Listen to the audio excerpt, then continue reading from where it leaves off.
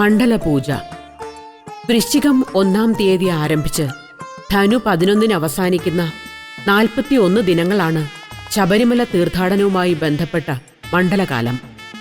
41 ദിനങ്ങൾക്ക് പൊതുവെ പറയുന്ന പേരാണ് മണ്ഡലകാലം. ആയുർവേദ ചികിത്സാ സമ്പ്രദായങ്ങളിലും പൂജ, ജപം എന്നിവയിലും 41 എന്ന എണ്ണത്തിന് ഏറെ പ്രാധാന്യമുണ്ട്.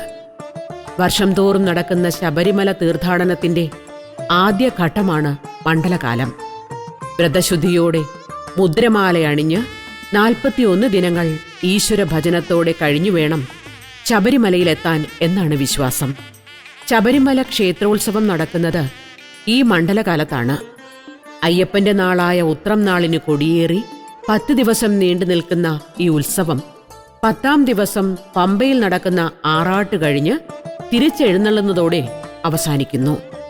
മലയാളികളും ഇതര സംസ്ഥാനക്കാരുമായ നിരവധി ഭക്തജനങ്ങൾ തിരുസന്നിധിയിൽ എത്തിച്ചേരുന്ന കാലഘട്ടമാണിത്. മണ്ഡലകാലത്തിന്റെ അവസാനത്തോടെ ശബരിമലയിൽ നടക്കുന്ന മണ്ഡലപൂജ അതിവിശിഷ്ടമാണ്.